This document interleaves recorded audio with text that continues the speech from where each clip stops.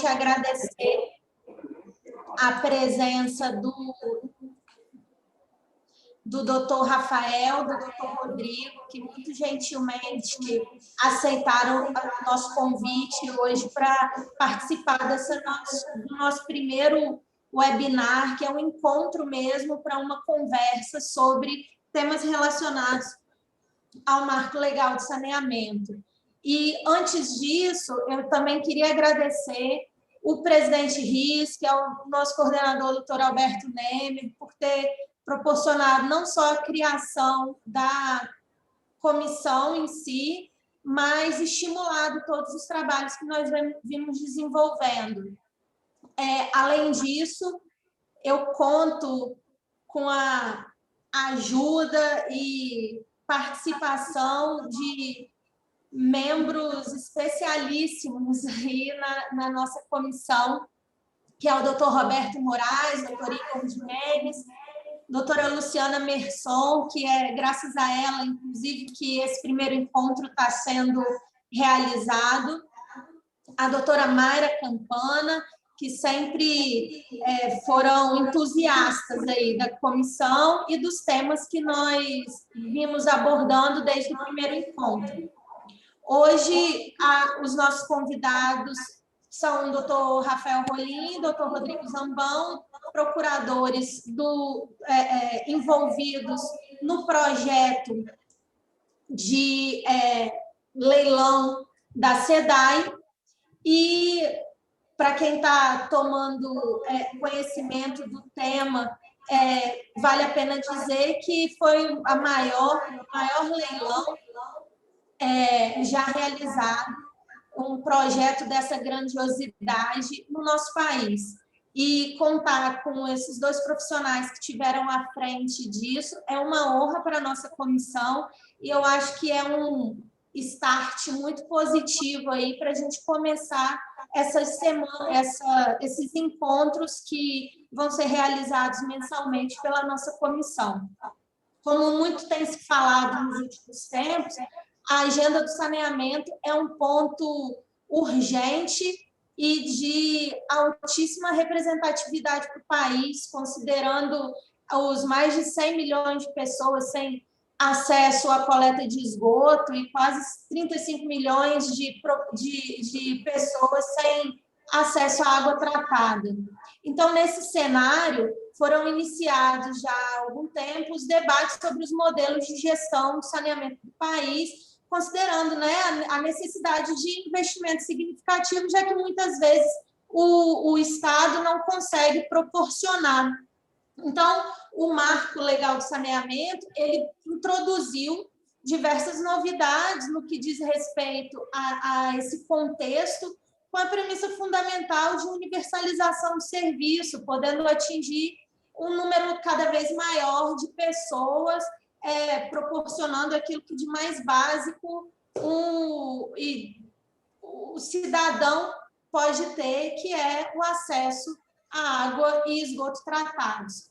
Então, já a partir dessa temática, a gente tem conhecimento da concessão desse serviço no Alagoas, mas aquele que chamou, vamos dizer assim, mais atenção pela grandiosidade e representatividade foi o leilão da Companhia Estadual de Águas do Rio de Janeiro, que aconteceu no final do mês de abril, arrecadou mais de 22 bilhões com a venda dos blocos ofertados pela companhia. Então, mais uma vez, eu agradeço, doutor Rafael e doutor Rodrigo, e eu queria que vocês pudessem trazer um pouco dessas perspectivas, das suas experiências, para compartilhar conosco, advogados aqui do Estado, e a gente poder extrair um pouco do conhecimento e para, no futuro, né, assim que a gente tiver essa experiências similares aqui no Estado, essa informação divulgada por vocês possa ser bem aproveitada por nós todos. Boa tarde, doutora Cristina, a todos os colegas que nos acompanham. Inicialmente, agradecendo o convite da Ordem do Espírito Santo por estarmos hoje aqui falando dessa concessão no nosso estado aqui do Rio de Janeiro. Passo também a palavra para o Dr. Rodrigo Zambão, que participa ativamente desse processo na Procuradoria-Geral do Estado do Rio de Janeiro. A gente vai tentar fazer aqui um bate-bola com todos que estão presentes, dos principais tópicos, dos nossos maiores desafios. A gente conversava com a doutora Cristina até antes do evento, que se formos aprofundarmos o tema, a gente levaria aqui provavelmente 10 sessões e não seria suficiente para falar sobre tudo. Então, acho que a ideia é a gente, de fato, iniciar uma conversa e apontar alguns caminhos que nós passamos aqui ao longo desses últimos 4 anos até chegar nesse leilão em abril de 2021. E não é o leilão definitivo, porque ainda falta um terceiro bloco que não foi licitado, certamente vai se postergar até o ano de 2022. Mas agradeço o convite e já passo a palavra para o Dr. Rodrigo Zambão. Queria agradecer imensamente o convite, sobretudo o contato da doutora Luciana Merson, né, colega de advocacia pública, colega procuradora do Estado do Espírito Santo, que é a procuradoria, né, como todas, irmã aqui da Procuradoria do Estado, né, que nos ajuda muito, por exemplo, na área de petróleo. Nós temos muito a aprender com a Procuradoria do Estado do Espírito Santo na área de petróleo, estamos aprendendo muito. Queria agradecer também o contato da doutora Cristina Darre Ferreira, sempre muito gentil, sempre muito... sempre buscando um diálogo, né, antes da sessão, é sempre bom alinhar as ideias. Para esse projeto de saneamento, né, que foi um projeto especialmente importante para o Estado do Rio de Janeiro, vem sendo um projeto especialmente importante para o Estado do Rio de Janeiro, mas que impactou de forma bem intensa na nossa atuação, né, no dia a dia da Procuradoria-Geral do Estado do Rio de Janeiro. E minha ideia é fazer algumas colocações sobre a nossa participação no projeto, e o Rolim arremata trazendo outras informações. Em primeiro lugar, um projeto dessa magnitude demandava uma estrutura focada nele, né? Uma estrutura interna focada nele.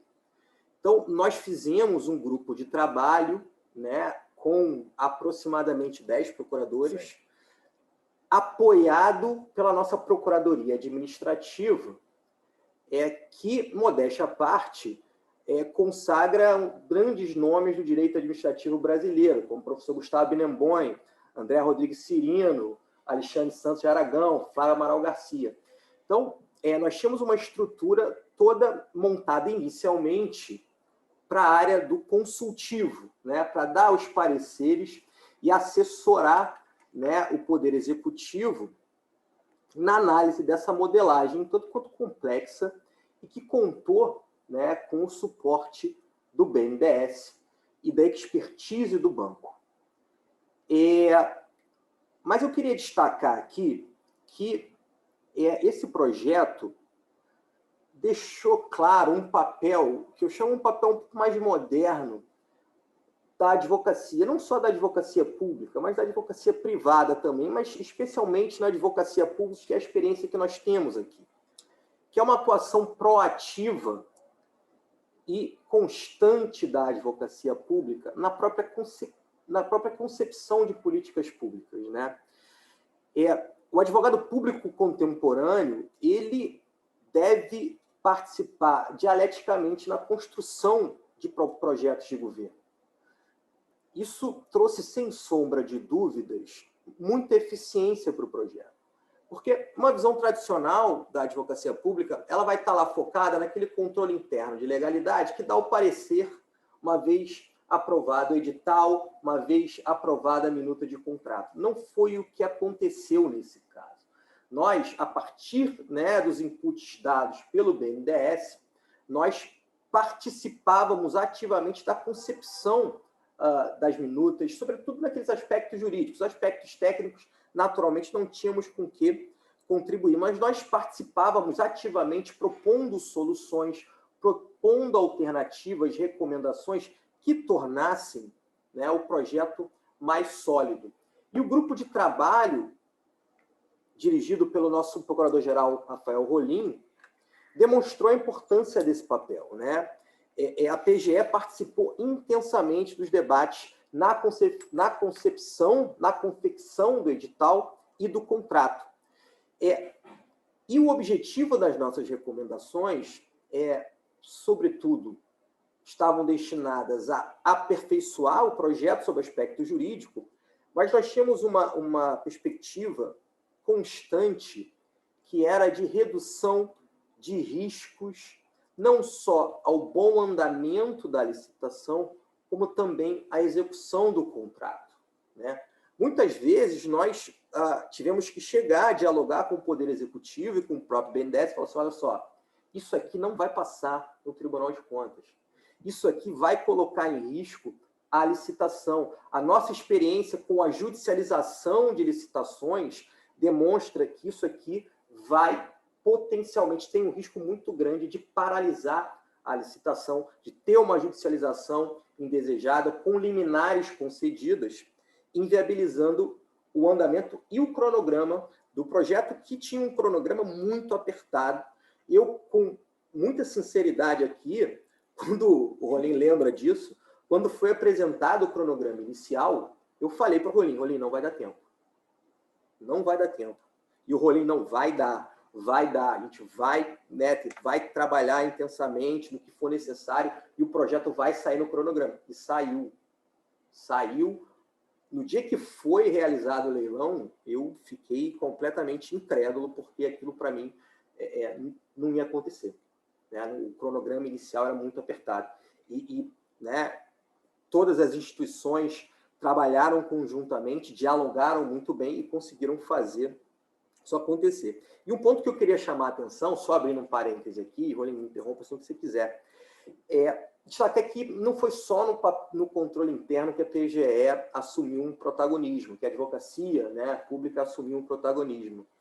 Nós atuamos intensamente no contencioso, pela nossa Procuradoria de Serviços Públicos, né, nós muníamos a Procuradoria de Serviços Públicos, o grupo de trabalho apresentava os argumentos jurídicos, né, que tinham sido trabalhados, e a Procuradoria de Serviços Públicos, né, buscava, eventualmente, caçar liminares ou evitar que liminares fossem concedidas. Isso aconteceu na Justiça do Trabalho, no Tribunal de Justiça do Estado do Rio de Janeiro e também no Supremo Tribunal Federal. E qual que era a nossa ideia? Né? A nossa ideia era o seguinte, olha, não dá para correr o risco de liminares vigendo por muito tempo. Nós precisamos caçar isso o mais rápido possível. Por quê? Porque, né, a Comissão de Concessões do PPP certamente tem essa noção de que o mercado reage muito mal a esse tipo de intervenções em projetos de infraestrutura, sobretudo quando há capital estrangeiro envolvido, né? O capital estrangeiro ou o empresário com algum braço estrangeiro, ele não está muito acostumado a esse tipo de judicialização de política pública. E ele não entende, vem cá, como é que um juiz do trabalho para um projeto de infraestrutura desse porte, dialogando com o Executivo, região metropolitana e BNDES, né? Então, a gente sabia que dias de paralisação do projeto poderiam repercutir na própria precificação do empreendimento. Então, nós trabalhamos para caçar essas liminares imediatamente. Tanto é que, sem exagero, Rolim me corrija se eu estiver errado, eu acho que nenhuma liminar ficou mais de 48 horas de pé. Não ficou. Não ficou. Nós íamos para o plantão do tribunal, íamos para o plantão da Justiça do Trabalho. Nossa Procuradoria de Brasília atuou intensamente perante a presidência do STF para garantir que o empreendimento pudesse sair. E não só utilizávamos à época desses argumentos ad terrorem, de, olha, isso vai inviabilizar o saneamento do Estado do Rio de Janeiro. Não, nós tínhamos segurança de que o projeto tinha, né, solidez jurídica e de que os argumentos jurídicos postos eram suficientes para viabilizar o empreendimento. Mas voltando aqui à nossa atuação no controle interno, né? Algumas preocupações jurídicas relevantes que tínhamos. Primeiro, né, o problema de governança das instituições envolvidas. Nós precisávamos dialogar com o Poder Executivo, BNDES, região metropolitana, Instituto Rio Metrópole, E, em determinado momento, Tribunal de Contas. Né? Nós fomos, junto com o Poder Executivo, levar, né, o edital e a minuta de contrato, nos colocamos à disposição para esclarecimentos, e esse debate foi sendo realizado ao longo do prazo da licitação. Mas um ponto interessante, e que sempre despertava a nossa preocupação, eram sobretudo os efeitos, né, da ADI 1842, né, que fixou no Supremo Tribunal Federal a competência para a delegação dos serviços de saneamento básico. Quando, olha, é nunca exclusiva do Estado. Ou ela vai ser do município, ou vai ser da região metropolitana, quando, por aglutinação, né, você puder criá-la. Então, o que se extraía do precedente do Supremo? No âmbito da região metropolitana, a titularidade dos serviços públicos não é exclusiva do Estado, nem exclusiva dos municípios. Esses entes federativos, integrantes da região metropolitana, compartilharam ou compartilhavam, né, o poder de decisão e de direção dos rumos dos serviços. Então, instituída a lei região metropolitana pela Lei Complementar 184 de 2018, essa região metropolitana assumiu a titularidade, superando o entendimento, né, que é um entendimento esquisito, de que você cria uma região metropolitana, o serviço passa a ser de titularidade do Estado. Né? Isso federativamente é um tanto quanto complexo. Mas qual que era o problema? Né? Bom, como viabilizar uma licitação que pudesse sistematicamente permitir uma atuação conjugada de todos os atores envolvidos. E vejam, a região metropolitana é formada por muitos municípios. Né? Além do Estado, SEDAI, que estava perdendo uma parcela da sua competência legal, como permitir que esses entes pudessem dialogar e como viabilizar uma licitação com menos custo de transação. Né? E a solução, muito bem desenhada pelo BNDES, foi uma solução de dupla delegação. Né? Os titulares do serviço de saneamento básico, sobretudo a região metropolitana, delegariam ao Estado do Rio de Janeiro, via convênio de cooperação, as funções administrativas de organização e promoção da licitação.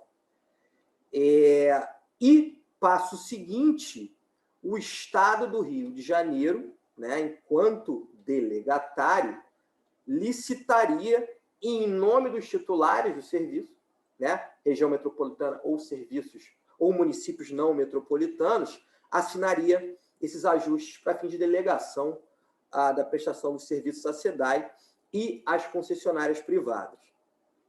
O Estado também celebraria os contratos coligados. Então, a intenção do BNDES foi muito bem construída, foi contornar os elevados custos de transação que uma coordenação de múltiplos atores exigiria ali no caso concreto. Mas isso demandava, Cristina, um especial cuidado na confecção do edital e do contrato. Né? E os nossos pareceres buscaram a todo tempo retirar do contrato, da minuta de edital, qualquer forma de redação que pudesse desvirtuar a ideia de que o Estado era um mandatário dos titulares. Isso era um cuidado constante dos pareceres. A gente não podia, minimamente, redigir cláusulas ou admitir cláusulas redigidas que contrariassem o precedente do Supremo, que pudessem sinalizar alguma forma de contrariedade ao precedente do Supremo. Porque a gente falava o seguinte, olha, qualquer mínimo sinal de contrariedade ao entendimento do Supremo, a gente coloca a licitação em risco. Outro cuidado, e o Rolim provavelmente vai ter o que dizer, foi uma boa governança contratual. Né? Aqui não só uma governança, passada a governança entre os atores envolvidos, uma boa governança contratual. Por quê? Os contratos, eles lidavam com a atuação do Instituto Rio Metrópole, da região metropolitana, tinham repercussão também na atuação da Agenersa, a nossa agência reguladora, e do Poder Executivo estadual. Então, o contrato precisava ter instrumentos que permitissem uma atuação conjugada desses atores sem prejudicar o bom andamento dos contratos de concessão, da execução do empreendimento.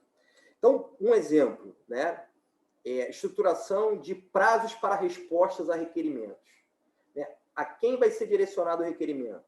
Qual é o prazo que o poder concedente ou o mandatário Estado do Rio de Janeiro tem para responder? Qual vai ser o efeito do silêncio administrativo no caso concreto? Vocês vão ver que esse contrato, uma análise vai mostrar que há casos ali em que há efeito positivo do silêncio administrativo, ou seja, a omissão estatal representa anuência, para poder permitir que o projeto andasse bem. Né? Ou então um efeito translativo do silêncio administrativo, ou seja, se uma determinada instância não fala, eu transfiro para uma outra, vai para a agência reguladora falar. Então, isso tudo foi para permitir uma atuação coordenada entre as instâncias envolvidas e trazer agilidade a aspectos burocráticos, né, mais administrativos. O foco era entregar o objeto final. Agora, já encerrando aqui para passar para o rolinho, para também não me alongar muito. E esse é um fator que provavelmente a Comissão de Concessão e PPP da OAB do Espírito Santo tem a noção, né? E é sempre bom destacar aqui. Não se estava diante de uma contratação ordinária, né? Não dava para trabalhar nesses contratos, nesse edital, com uma premissa de 8666 na cabeça. Trabalhar com premissa de 8666 significava colocar o projeto em risco. Então, em todo momento, os pareceres ressaltam isso, né?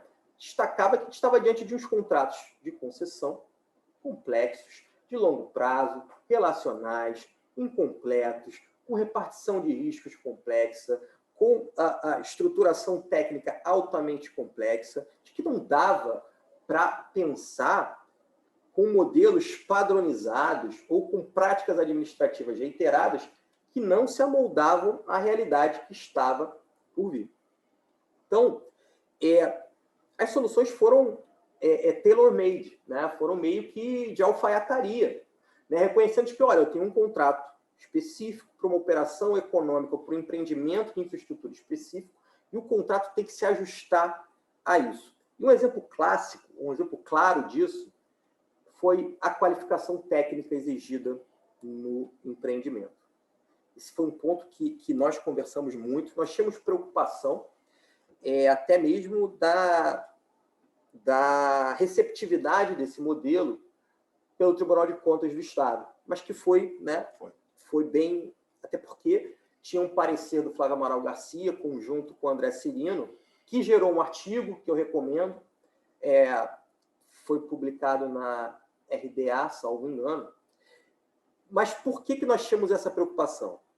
Porque a qualificação técnica exigida para esse empreendimento, a partir de uma proposta do BNDES, também acho que foi objeto de uma reflexão pelo escritório que apoiou o BNDES, do Fernando Vernalha Guimarães, um grande administrativista que muito contribuiu também para esse projeto, foi incluir como requisito de qualificação técnica, vejam só, não a experiência pretérita no setor, mas a capacidade do concessionário de obter recursos para o empreendimento, capacidade de gerir recursos. Né? E se você olhasse isso com a mente de 8666, o projeto não saía. Vem cá, como é que eu vou demonstrar que eu não estou contratando com um aventureiro que não tem os atestados de experiência pretérita em objeto semelhante, né? Bom, e a capacidade técnico-profissional, e a capacidade técnico-operacional. Se você entrasse com essa cabeça de 8666, o troço não saía, era parecer contrário. Então, a gente teve que refletir bastante, ver que esse era um modelo com outros precedentes Brasil afora, e reconhecer, olha, a habilitação ela não é um fim em si mesmo, ela tem que ser um instrumento para viabilizar a boa realização do objeto final. E em grandes empreendimentos de infraestrutura, captar e gerir recursos, muitas vezes, é mais importante do que a própria experiência em objetos semelhantes ou idênticos, né? E aí você faz uma espécie de compensação. Bom, eu coloco na qualificação técnica a capacidade de obter recursos no mercado para financiar o empreendimento. E no contrato, a partir de metas de desempenho bem desenhadas, eu compenso essa lógica da capacidade técnica. E lembrar aqui que, muitas vezes, ou num setor de saneamento, vejam só, num setor de saneamento, para um empreendimento desse porte, exigir experiência pretérita era ferir o coração da competitividade. Olha só o que pode parecer um contrassenso, mas a realidade mostrava exatamente o contrário. Se eu fizesse a experiência de capacidade técnica pretérita, eu ia ter muitos poucos players capazes de participar de um empreendimento desse. Então, utilizar esse requisito de obtenção de recursos ampliava o leque de potenciais licitantes e eu não tenho dúvida, eu não sei se o Rolim, apesar da nossa dúvida inicial, a licitação demonstrou que essa modelagem para a qualificação técnica foi fundamental para o bom resultado do projeto. Imprescindível. Foi imprescindível para boa precificação, né? Além de outros aspectos, mas isso aumentou a competitividade e permitiu que bons players, ao menos agora, a nossa ideia é essa, vamos ver se o futuro vai demonstrar isso, né? Que a ideia é que nós tenhamos players sólidos executando o projeto. Então, só um exemplo, né, da complexidade da coisa, né? E repito, esse tipo de ajuste exige cabeça aberta, porque se nós ficarmos presos às nossas preconcepções em matéria de direito, em matéria de licitações e contratos, um projeto como esse não anda, né? Nós falávamos muito aqui isso nas reuniões. Esse é um projeto importante para o Estado e é um projeto, sobretudo, técnico. Não podemos deixar que o direito capture esse projeto. Não, nós precisamos focar naquilo que é técnico, naquilo que é importante para entregar o resultado final. O direito está aí para viabilizar o projeto. E foi isso que nós fizemos, e eu acho que o sucesso do projeto tem muito disso. Passo a palavra aqui para o Rolim, que vai complementar, e a gente vai bater um papo. Sim, eu deixei, doutora Cristina, eu deixei o Rodrigo Zambon falar e até entrar muito nessas partes contratuais, justamente para fazer uma provocação para vocês aqui, que estão nos assistindo. Mas como é que vocês conseguiram chegar, em tão pouco tempo, a esse tipo de diálogos, esse tipo de construção de um projeto tão grande assim? E não foi tão pouco tempo assim. Na verdade, esse projeto começa no ano de 2017. E aí essa parte que eu quero enfatizar, né? Como a gente chegou até abril de 2021, com o maior leilão do país, com um ágio enorme nos 3 blocos. Como isso foi possível? Isso passa pelo regime de recuperação fiscal do Estado do Rio de Janeiro de 2017, quando o Estado é quase que obrigado a aderir a esse regime por conta de dificuldades nas suas finanças. E nesse período, eu costumo brincar que a gente teve 3 marcos de saneamento, né? Você tinha um marco legal. O marco legal conhecido hoje, na verdade, é o novo marco legal de saneamento, né? O grande marco legal de saneamento é o 11445, que é de 2007. Depois você tem uma medida provisória, que é a medida provisória 844, com um prazo bem curto, do ano 2018, e em 2020 a 14.026. Então, assim, de 2017 a 2021, nós tivemos 3 diplomas legais, obviamente, sobre saneamento básico. Então, isso só demonstra a dificuldade que nós tivemos. E o fato do Estado do Rio de Janeiro ter ingressado num regime de recuperação fiscal em 2017 acabou nos dando uma vantagem de tempo, né? A gente começou a estudar antes. Um modelo inicialmente era um modelo de privatização, o que foi evoluindo com frutos de debates, junto ao BNDES, junto ao escritório contratado pelo BNDES, que é o consultor que é o escritório do Vernalha. A gente, nesses últimos 4 anos, né, de 2017 a 2021, a gente teve uma intensa troca de construções jurídicas com o escritório que prestava consultoria ao banco. Buscamos alternativas para a solução do saneamento. Não é uma questão fácil, nós estamos falando de um setor que, por 50 anos, foi completamente concentrado nas empresas estaduais de saneamento, né? Isso fruto de uma política da década de 70, né, do antigo Planasa, onde, na verdade, os recursos federais eram todos dirigidos para as empresas estaduais de saneamento, fazendo com que essa discussão acerca da abertura do mercado só fosse inaugurada a partir do final da década de 90.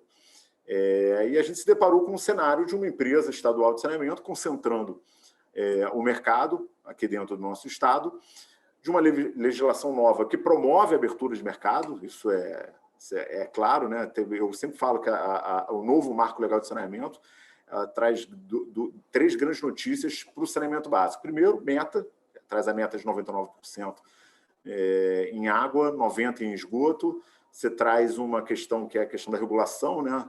De normas gerais de regulação, trazendo para a ANA uma atribuição que não era da agência nacional, isso por verificar, porque as realidades regionais, as agências regionais não estavam conseguindo, de forma adequada, dar solução para vários problemas de saneamento básico.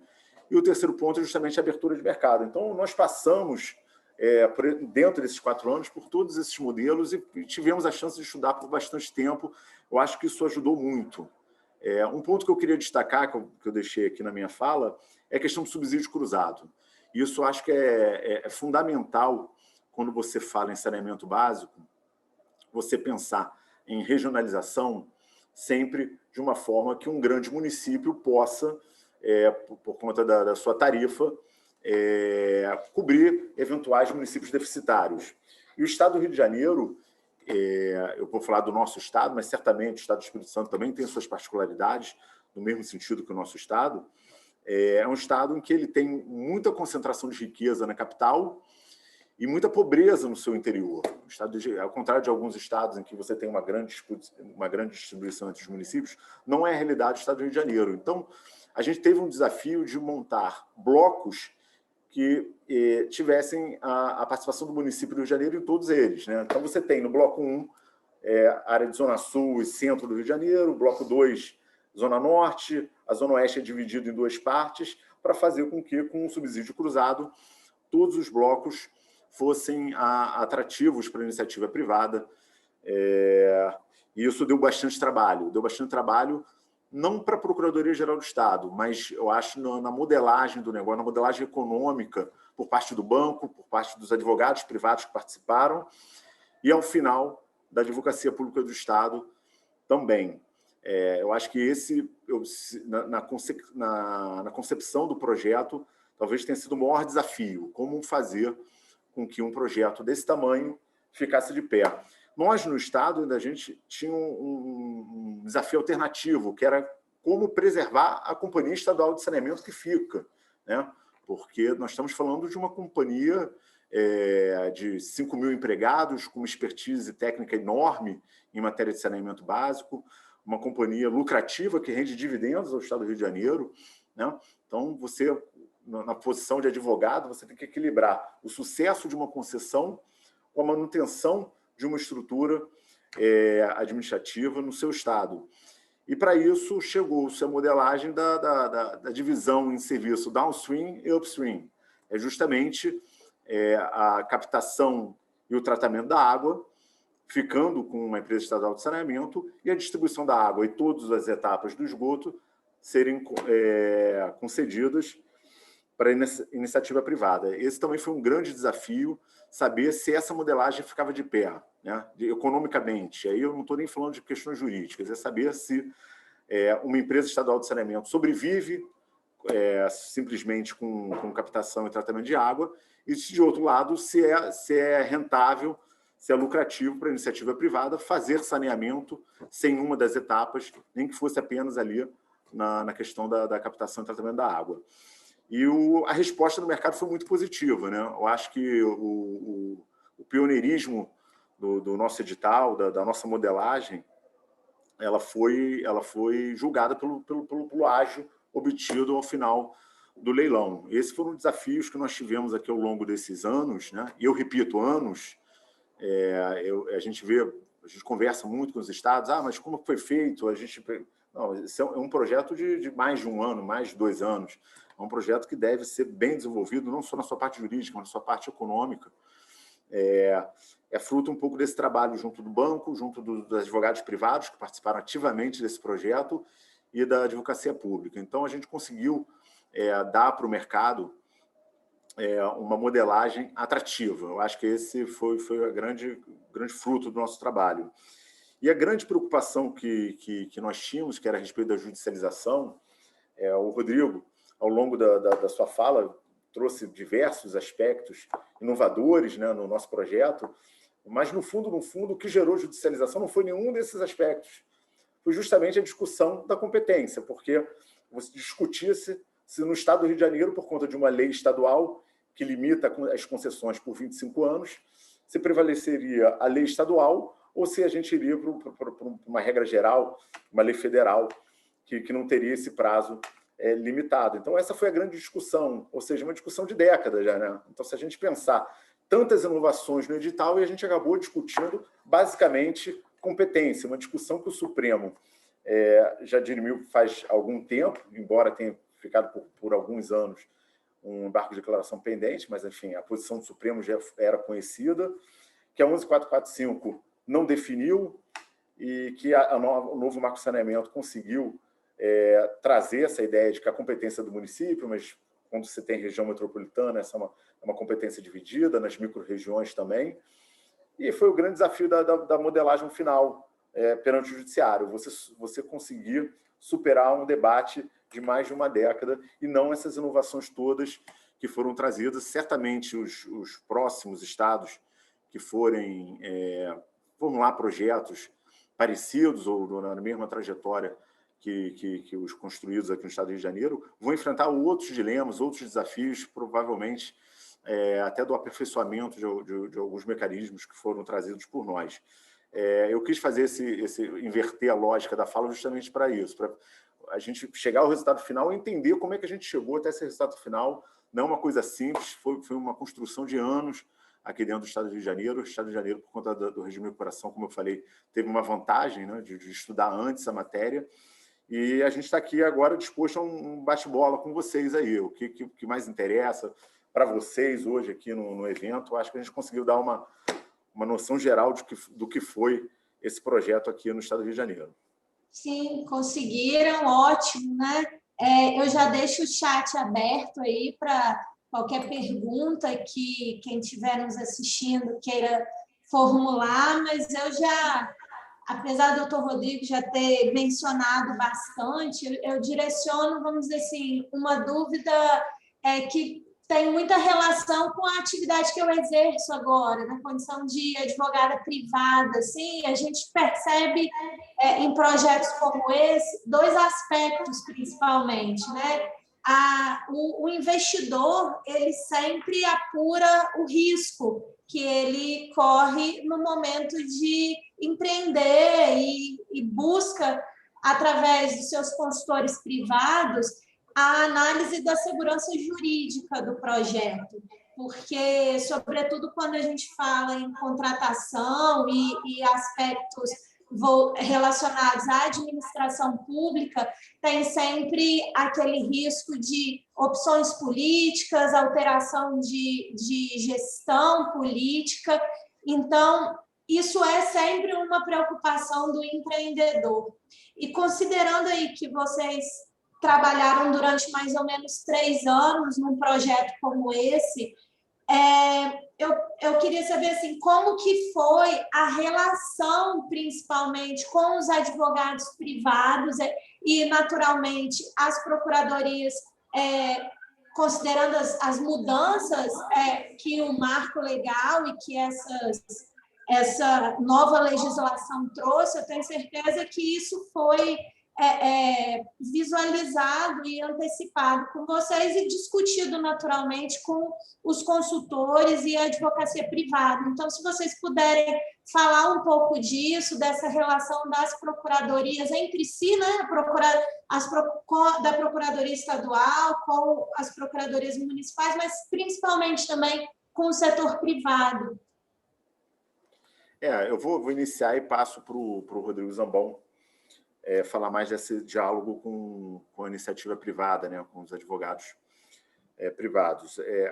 O nosso grande desafio com os procuradores municipais foi na esfera da região metropolitana, né? Ali você tem um conselho deliberativo da região metropolitana, no Rio de Janeiro você tem o Instituto, né, Rio Metrópole, e ali os debates ocorrem, os procuradores dos municípios envolvidos, até de fora da região metropolitana, por vezes participavam dos debates, para a gente tentar aperfeiçoar uma cláusula aqui, enfim, alguma diretriz do projeto, mas o dia a dia do trabalho era basicamente Procuradoria-Geral do Estado do Rio de Janeiro com os consultores do BNDES, né? Com a nossa parte da PGE, muito com o consultor privado, que era o escritório Vernari.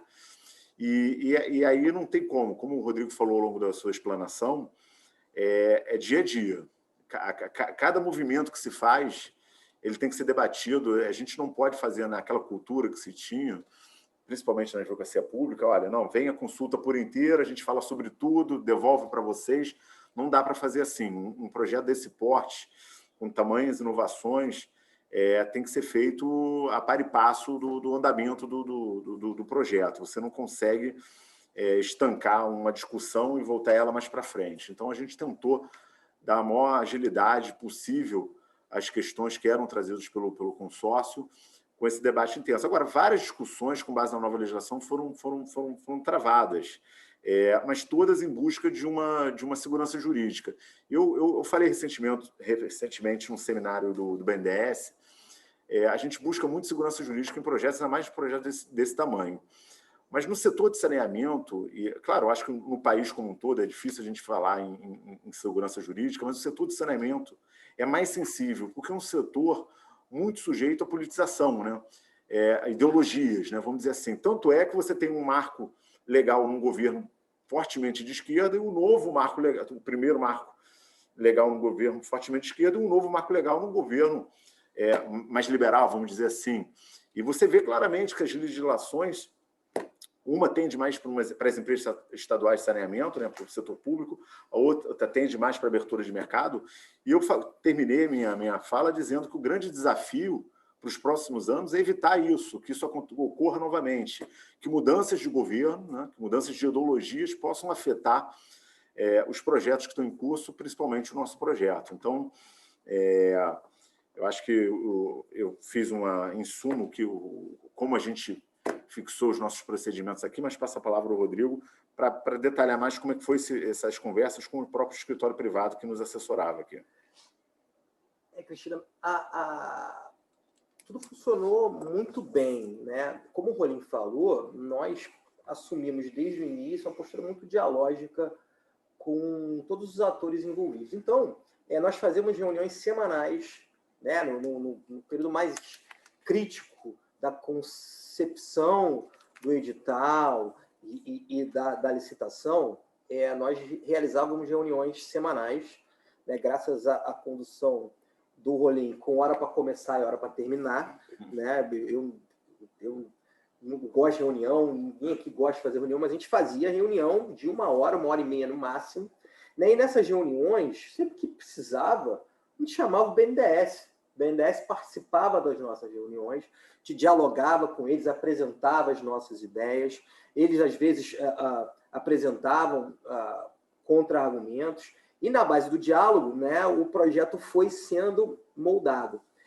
Agora, 2 pontos que permitiram, na minha visão, trazer uma segurança jurídica, ao menos inicial. Né? A gente nunca sabe no futuro, são contratos de 30 anos, né? A gente não sabe o que vai acontecer no futuro. Mas, para a segurança jurídica inicial, 2 coisas foram, para mim, fundamentais.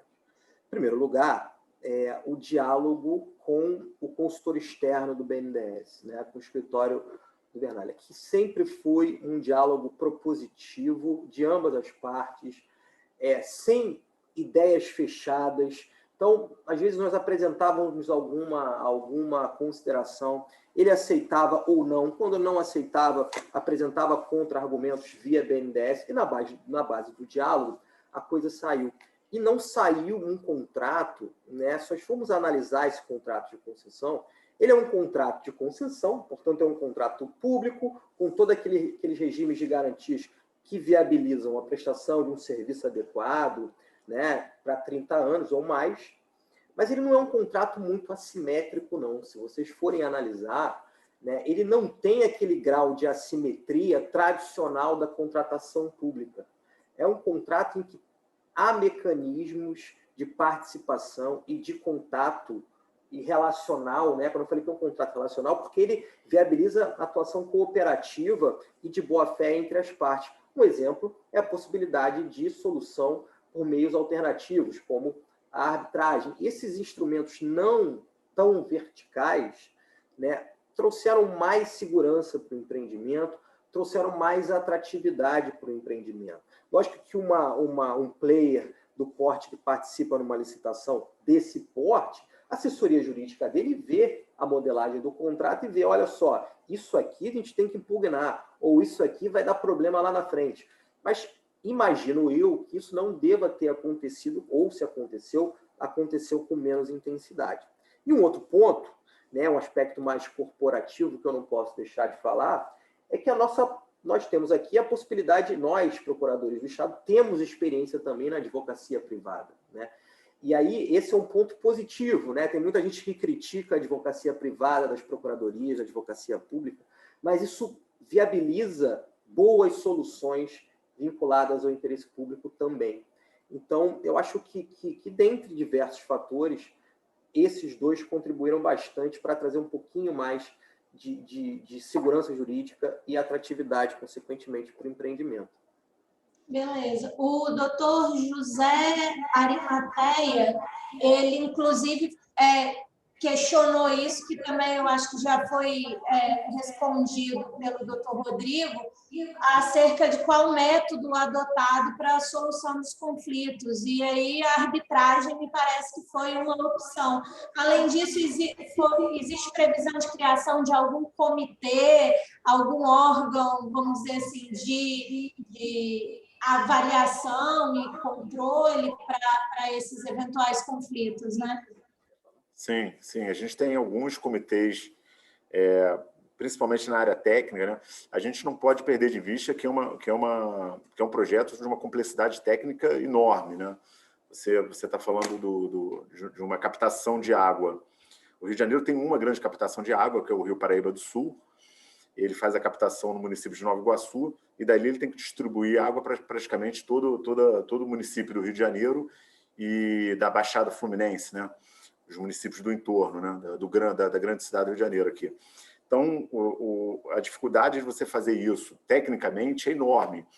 E não dá para você fazer, como foi bem destacado ao longo do nosso bate-papo aqui, utilizando os mecanismos que a gente já conhecia pela legislação anterior. Então, a gente trouxe alguns comitês com participação dos concessionários privados, de agências independentes, enfim, tem uma série de mecanismos, não é um apenas, mas são mais técnicos, né? Para esses debates técnicos de fornecimento, de volume de água, de cumprimento de meta. O papel da Genersa, que é a nossa agência que regula o saneamento básico aqui, também é fundamental nesse projeto. Em diversos momentos, a Genersa consta do nosso edital, das nossas minutas de contrato, trazendo para a Genersa uma estabilidade muito maior. Então, acho que assim, não existe o mecanismo, existem vários mecanismos de controle. E aí eu acho que foi isso que tentamos construir, muito com a ajuda do BNDES nesse sentido, porque assim, é uma análise, uma expertise técnica que, enfim, nós, do corpo jurídico, a gente não detém esse conhecimento tão aprofundado. Perfeito. Importante governança, né? Governança contratual fundamental, né?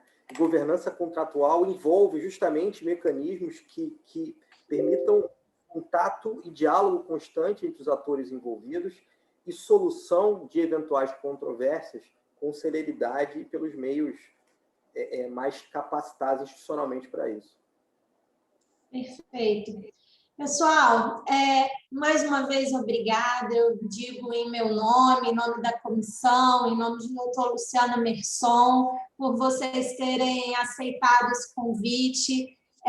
Esse tempo aí que a gente conversou, como falamos no começo, isso poderia gerar encontro quase que semanal, porque cada um desses pontos é objeto de tantas reflexões e tanto aprendizado assim, para a gente. Então, mais uma vez, obrigado por terem dispensado aí um pouco do tempo de vocês, que eu sei também que é tão corrido, para ensinar e trazer um pouco dessas experiências para a gente, para os capixabas aqui, para os advogados. Então, obrigada mais uma vez e conte conosco aqui para o que vocês precisarem.